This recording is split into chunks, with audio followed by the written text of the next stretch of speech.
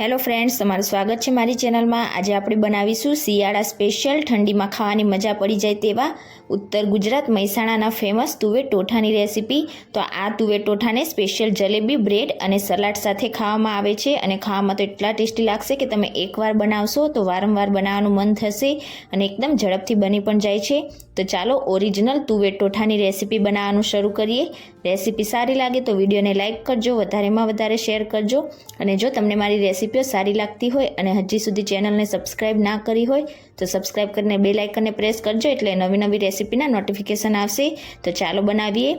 તો અહીંયા સૌથી પહેલાં તુવેર ટોઠા બનાવવા માટે મેં 200 ગ્રામ જેટલી સૂકી તુવેરને 4 થી 5 કલાક માટે પાણીમાં પલાળી દીધી હતી અને અહીંયા તમે જોઈ શકો છો એકદમ સરસ રીતે આપણી તુવેર પલળી પણ ગઈ છે। તો હવે બધું જ એક્સ્ટ્રા પાણી નીકાળીને આપણે પ્રેશર કુકરમાં તેને ઉમેરીને મીઠું અને પાણી ઉમેરીને બાફી લઈશું। ત્યાં સુધી આપણે આગળની પ્રોસેસ કરીશું। તો અહીંયા મેં 200 ગ્રામ જેટલું ઝીણું કટ કરેલું લીલું લસણ લઈ લીધું છે। તો અહીંયા તુવેર ટોઠા બનાવતી વખતે તમારે ખાસ એ વાતનું ધ્યાન રાખવાનું છે કે જેટલા પ્રમાણમાં તમે સૂકી તુવેરનો ઉપયોગ કરો છો સામે એટલા જ પ્રમાણમાં તમારી લીલા લસણનો ઉપયોગ કરવાનો છે। તો તમારા તુવેર ટોઠા પરફેક્ટ બનીને તૈયાર થશે। હવે આપણે તુવેર ટોઠા બનાવીશું। તો તેના માટે ગેસ ઉપર જાડા તળિયાવાળી કઢાઈ રાખીશું અને તેમાં 7 થી 8 ટેબલ સ્પૂન જેટલું તેલ ઉમેરીશું। તુવેર ટોઠાની રેસીપીમાં તેલનું પ્રમાણ થોડુંક ચડિયાતું હોય છે તો જ ખાવામાં તે વધારે ટેસ્ટી લાગશે। તો અહીંયા મેં લગભગ 8 ટેબલ સ્પૂન જેટલું તેલ ઉમેરી દીધું છે। તેલ ગરમ થાય ત્યાં સુધી આપણે તેમાં નાખવા માટેના મસાલા જોઈ લઈશું। તો અહીંયા મેં મસાલામાં 2 તમાલપત્ર, થોડાક મીઠા લીમડાના પાન, 2 ટેબલ સ્પૂન જેટલી લીલી વરિયાળી, 1 તજનો ટુકડો, 5 થી 6 નંગ જેટલા લવિંગ, 2 ટેબલ સ્પૂન જેટલા સફેદ તલ અને 2 સૂકા લાલ મરચાં લઈ લીધા છે।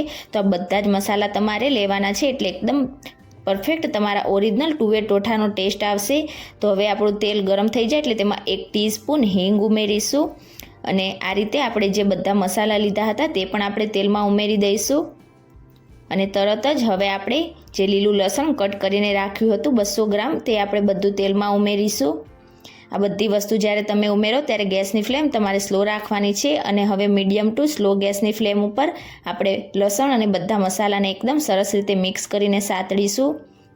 તો અહીંયા ખાસ તમારે લસણને એકદમ પરફેક્ટ રીતે સાતળવાનું છે એટલે તેનો ટેસ્ટ તુવેર ટોઠામાં એકદમ સરસ લાગશે। લસણ બળી પણ ના જવું જોઈએ અને બિલકુલ કાચું પણ ના રહેવું જોઈએ, એ રીતે તમારે તેને સાતળવાનું છે। તો લગભગ લસણને સાતળતા તમને 3 થી 4 મિનિટ જેવો સમય લાગશે।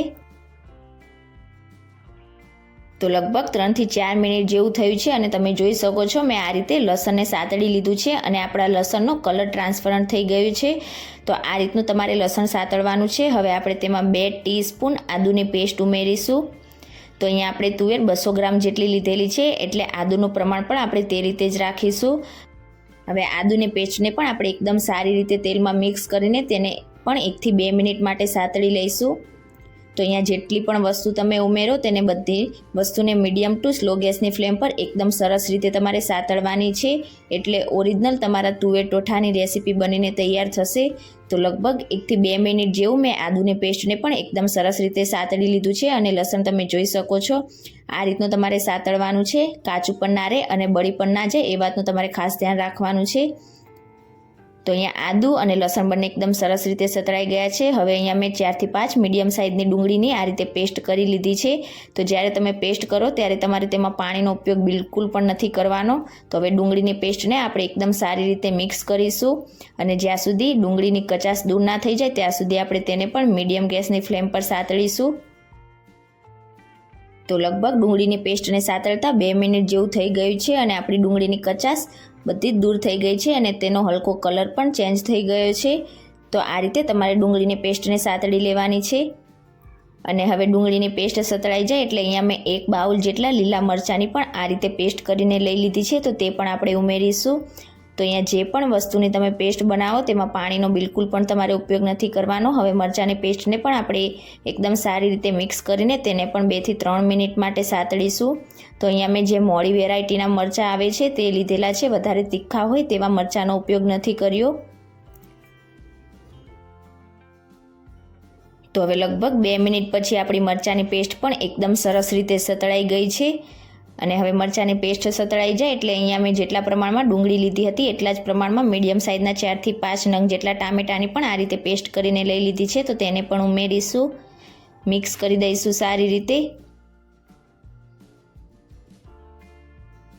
તો અહીંયા તમે જે કોઈ વસ્તુ ઉમેરેલી છે તે બધી જ વસ્તુને તમારે મીડિયમ ટુ સ્લો ગેસની ફ્લેમ પર એકદમ સરસ રીતે સાતળવી જરૂરી છે, તો જ તમારા ઓરિજિનલ તુવેર ટોઠા બનીને તૈયાર થશે.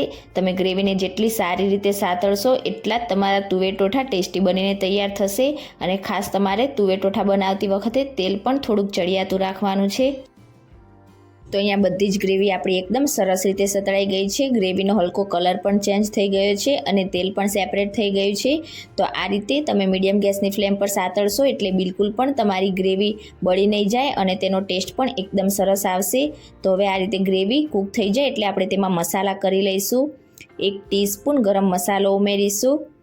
સ્વાદ પ્રમાણે મીઠું ઉમેરીશું. તો તુવેર બાફતી વખતે આપણે મીઠું ઉમેરેલું છે, તો ફક્ત ગ્રેવીના માપનું તમારે મીઠું ઉમેરવાનું છે. 1 ટીસ્પૂન લાલ મરચું પાવડર, 1/2 ટીસ્પૂન ધાણા જીરું પાવડર ઉમેરીશું. 1/2 ટીસ્પૂન હળદર પાવડર ઉમેરીશું.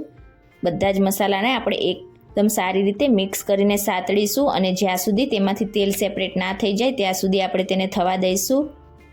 તો મસાલા એકદમ સરસ રીતે મિક્સ થઈ ગયા છે. હવે જ્યાં સુધી તેલ સેપરેટ ના થઈ જાય ત્યાં સુધી આપણે તેને 1 થી 2 મિનિટ માટે કૂક કરી લઈશું. તો અહીંયા લગભગ 2 મિનિટ જેવું થયું છે અને તમે જોઈ શકો છો એકદમ સરસ રીતે બધું તેલ સેપરેટ થઈ ગયું છે. તો પહેલાં આપણે સારી રીતે તેને મિક્સ કરીશું. ગ્રેવી મિક્સ થઈ જાય એટલે હવે આપણે જે તુવેર બાફીને તૈયાર કરી હતી તે ઉમેરીશું. તો અહીંયા તમે જોઈ શકો છો બધી તુવેરને એકદમ સરસ રીતે મેં બાફી લીધી છે. એક તુવેરના દાણાને આપણે આ રીતે પ્રેસ કરીએ તો એકદમ સરસ રીતે તે મેશ થઈ જાય છે. તો આ રીતે એકદમ સોફ્ટ થાય તેવી રીતે તમારે તેને બાફી લેવાની છે. હવે બધી તુવેરને આપણે ગ્રેવી સાથે એકદમ સારી રીતે મિક્સ કરીને 2 મિનિટ માટે આ જ રીતે તેને હલાવતા જઈશું. તો લગભગ 2 મિનિટ જેવા મેં બધી તુવેર દાણાને સાતળી લીધા છે. હવે આપણે તેમાં ફક્ત અડધા કપ જેટલું પાણી ઉમેરીશું. તો અહીંયા ફક્ત તુવેર ગ્રેવી સાથે એકદમ સરસ રીતે મિક્સ થઈ જાય એટલા માટે જ આપણે અડધા કપ જેટલું તેમાં પાણી ઉમેરવાનું છે. તમારે તુવેર ટોઠામાં વધારે પડતા પાણીનો ઉપયોગ બિલકુલ પણ નથી કરવાનો, નહીં તો આપણે જે મસાલા ઉમેરેલા છે તે મસાલાનો ટેસ્ટ બિલકુલ પણ નહીં આવે. તો ફક્ત આ રીતે તુવેર બધી ગ્રેવી સાથે મિક્સ થઈ જાય તેના માટે આપણે તેમાં થોડુંક પાણી ઉમેરીને આ રીતે મિક્સ કરી લઈશું. અને હવે આ રીતે મિક્સ થઈ જાય ત્યાર પછી આપણે તેને ફક્ત 1 મિનિટ માટે કૂક કરી લઈશું. અને 1 થી 2 મિનિટ જેવું થઈ જાય એટલે તેમાં 2 ટીસ્પૂન આપણે ખાંડ ઉમેરીશું. 1/2 ટીસ્પૂન કાશ્મીરી લાલ મરચું પાવડર ઉમેરીશું. તેનાથી આપણા તુવેર ટોઠામાં કલર એકદમ સરસ આવશે. અને હવે બધી વસ્તુને આપણે ફરીથી એકદમ સરસ રીતે મિક્સ કરી લઈશું. તો આ બધી જ વસ્તુ એકદમ સરસ રીતે મિક્સ થઈને આપણા ઓરિજિનલ તુવેર ટોઠા બનીને તૈયાર થઈ ગયા છે. તમે જોઈ શકો છો એકવાર આ રીતે તમે તુવેર ટોઠા બનાવશો તો બહારના તુવેર ટોઠા ખાવાનું ભૂલી જશો, એટલા ટેસ્ટી બનીને તૈયાર થશે. તો ગરમા ગરમ તુવેર ટોઠાને હવે આપણે સર્વ કરી દઈશું. તો આ તુવેર ટોઠાને જલેબી, બ્રેડ અને સલાડ સાથે તમે સર્વ કરશો એટલે ખાવામાં બહુ ટેસ્ટી એવા લાગશે. અને ઉપરથી થોડીક ઝીણી નાયલોન સેવ, ઝીણી કટ કરેલી ડુંગળી અને થોડાક ઝીણા કટ કરેલા ધાણાથી તમે આ રીતે ગાર્નિશ કરી શકો છો. અને આજની મારી રેસીપી તમને કેવી લાગી મને કમેન્ટ કરીને ચોક્કસથી જણાવજો.